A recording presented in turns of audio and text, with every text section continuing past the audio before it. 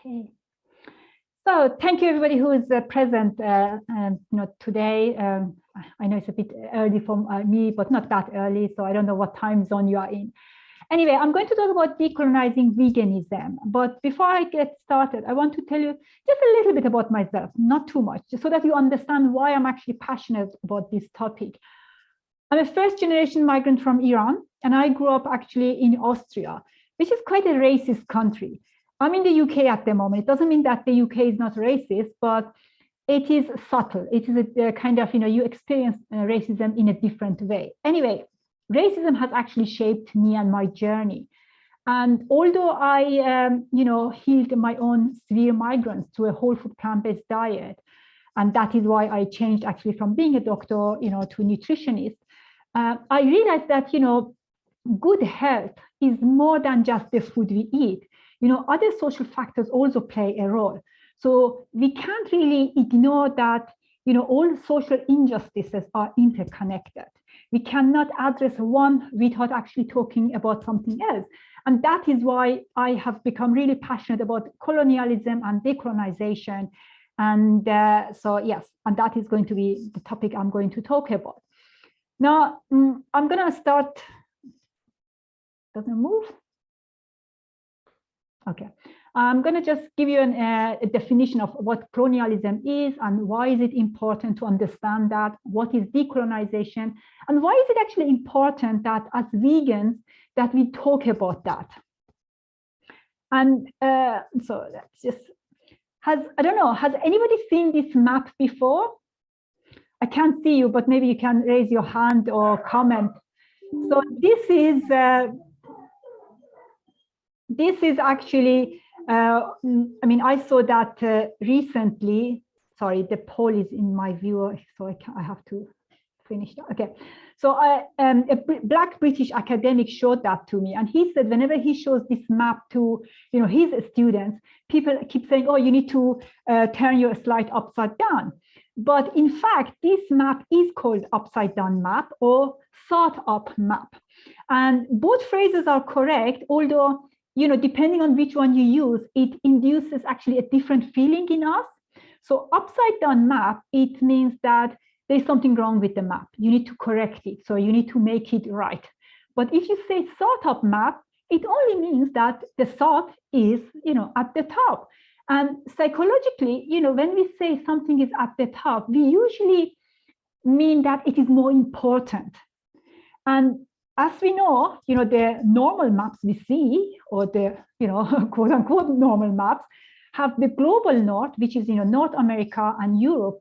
The richer countries are at the top, and they have more political power. So we assume that those countries are more significant. So using the thought up map is actually a political statement. It is like a visual reaffirmation that the global south, all these Asian countries, South America, Africa, they are more important. Their ideology, their lifestyle, all of that matters. Now, imagine going to a school, and if that map was actually in your schoolroom and not the other map you're used to, that would have shaped your belief system, how you see the world, how you act in the world. So I think it is a powerful map, actually, and something we should really consider in, incorporating what we are doing. Now, before I go on with my talk, I want to say that I, like all of you, we are actually kind of the products of our environment. So I grew up actually with a north-up map, in my classroom. So I have internalized a lot of these Eurocentric ideas. So we have it. We all have that. And it is really important that we acknowledge that. But I'll get back to that later anyway. And colonization and decolonization are huge topics. So I'm not going to be able to, discuss it in 10, 15 minutes. But we need to start somewhere. We need to start talking about these issues so that, we can change things. Now, Renan mentioned the term people of global majority. That is a new term we are trying to use to talk about people who are in the global south. So that includes Black and indigenous people, but also, people in Asia, the continent Asia, Africa, South America, so all of that. but it is a rather new term and a lot of people are not familiar with it. So I'm going to actually use today the term BIPOC, which means Black, Indigenous People of Color.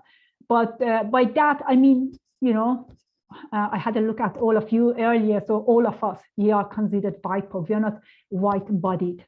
So my apologies. So what is colonialism? Colonialism is really the control by individuals or groups over the territory and or behaviors of individuals or groups. So it is really a form of domination. And, it is the act, and colonization is the act of taking control of an area or a country that is not your own. So it is, the subjugation of a people or an area. And most people believe that, colonization actually requires the physical presence of settlers in a foreign country. And this is because we usually, when we think about colonialism, we are actually thinking of the British Empire in the Indian subcontinent, or we are thinking of the Spanish colonization of the American territories, so in the South America. But the geopolitics have changed, and colonialism, or rather neocolonialism, doesn't actually require that a foreign foreign settlers are actually present in a country on the ground. So it is really a combination of territorial, cultural, linguistic, political, economic, and mental kind of domination. And this mental domination, in my opinion, and I'm not alone, has actually made colonialism very successful over the years. I mean, a very good example is, Queen Elizabeth in the UK passed away recently, and I was watching the news on the TV, and there was this Black woman who had the British flag, wrapped around her, and she said she was actually from Ghana, and she said Queen Elizabeth visited Ghana a few years ago, and she shook hands with the president at the time, and she said, this Black woman from Ghana, she said she feels part of the royal family. And I think that is such a good example of successful imperialism. This lady, this Black lady, her mindset has changed so much that she says she feels like part of a white royal family in the UK, which is actually a racist, family. So, and I think, maybe you have heard that we need to decolonize our mindsets. It is really changing our mindsets, our belief systems, the way we think about people, ideas, culture. We need to change that mindset, because at the moment we have a superior, inferior kind of mindset. So it is really about the colonial mindset, and I'm going to talk about that later.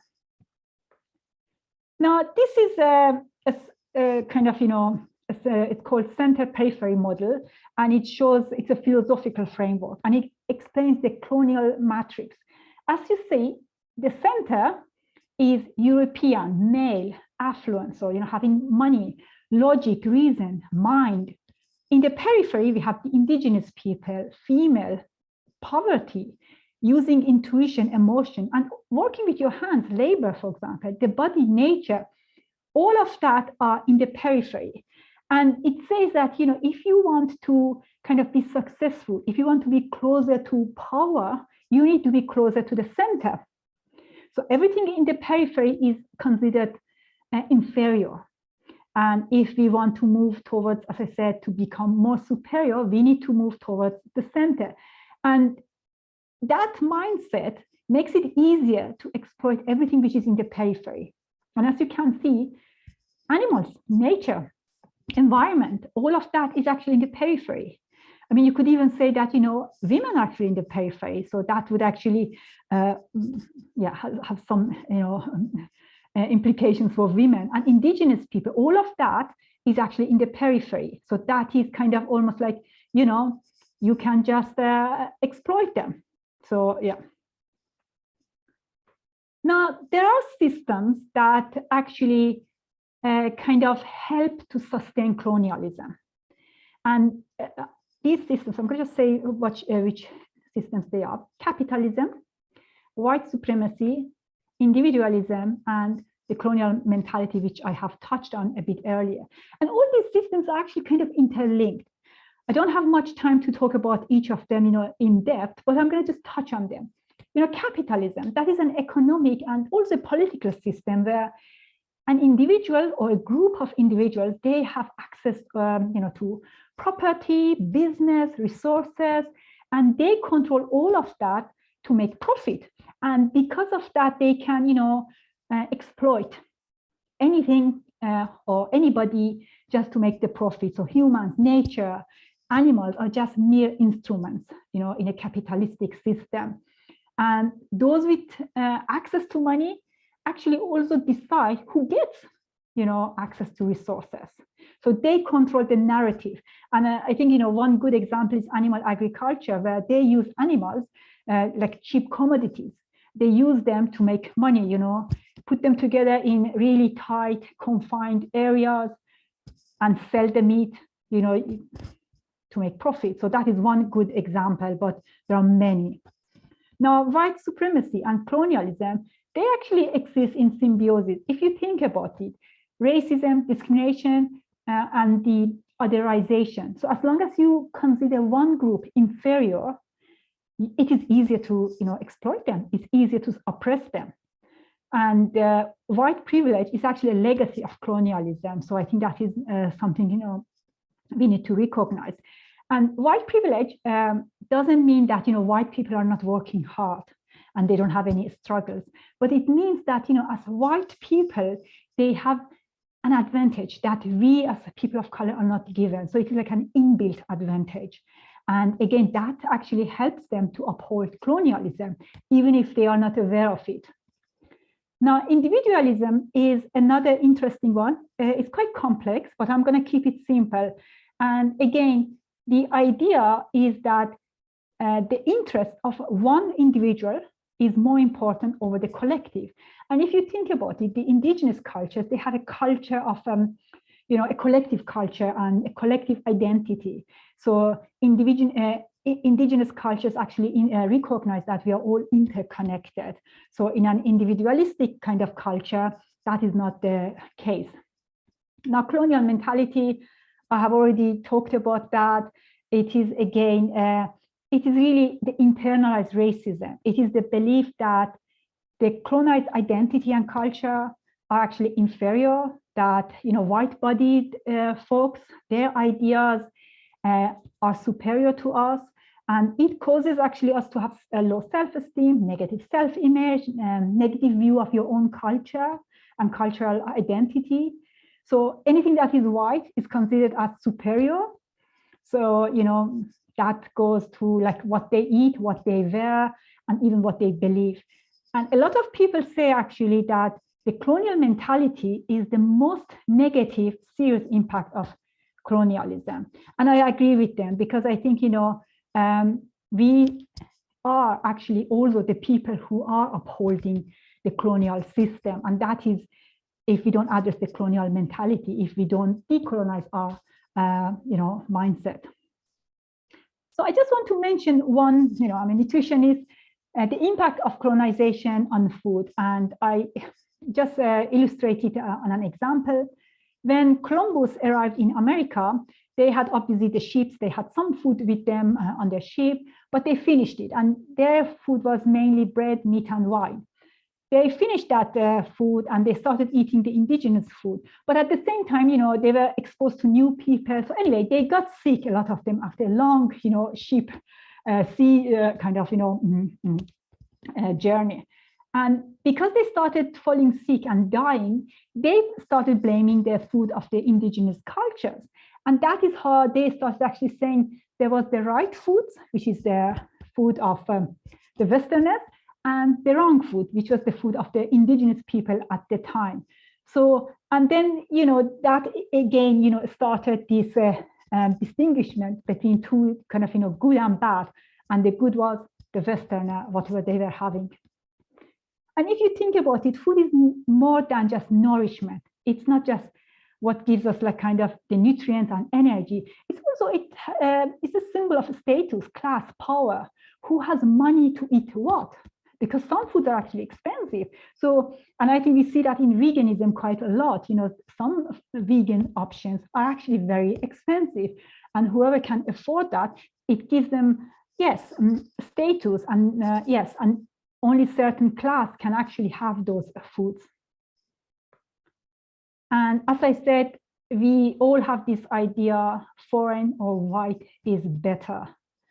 And this is quite a huge one. And that is why a lot of traditional diets, which are plant-based, have been actually replaced by Western-style diets. Processed foods, McDonald's, Kentucky Fried Chicken, I don't know, all these Burger King, whatever the names are. We see that those restaurants, those fast food chain restaurants, are actually increasing in the global south. And that is only because people believe that Western-style diets are better, superior. So what is decolonization? It is the undoing of colonialism. It is restorative justice to cultural, psychological, and economic freedom. It is about decentering the West as the center of knowledge. And that's why we are having these conversations, because we want to create our own knowledge. We want to discuss what is important to us and not what is important to the West. Decentering whiteness and reclaiming our own culture and identity and sovereignty. And veganism is a social justice movement. And if we don't want to perpetuate the same kind of oppressive system, we need to decolonize veganism. We need to have a different approach. Some of you may know this quote: "The master's tools will never dismantle the master's house." So we really need to approach it from a different angle. The first step is awareness, just talking about it, being aware that we as people of color, we have that mentality. And I think, when we start being aware of it, then we can do something about it. Educating ourselves, just because we are not white-bodied doesn't mean that we don't need to talk about it and we don't need to actually read about these issues. It is really important that we educate ourselves. And that goes obviously for our white-bodied, vegans as well. And as long as we stay ignorant, we are just going to perpetuate, colonialism. So it's really, again, going back to, we need to educate ourselves.